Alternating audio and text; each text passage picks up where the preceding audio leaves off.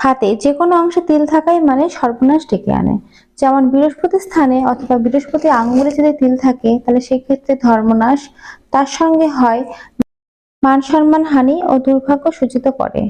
এবং এরপরে রয়েছে শনি স্থানে। শনি স্থানে অথবা শনি আঙ্গুলে যদি তিল থাকে তাহলে সেক্ষেত্রে কিন্তু হঠাৎ বিপদ, দারিদ্রতা, হতভাগ্য হয়ে থাকে।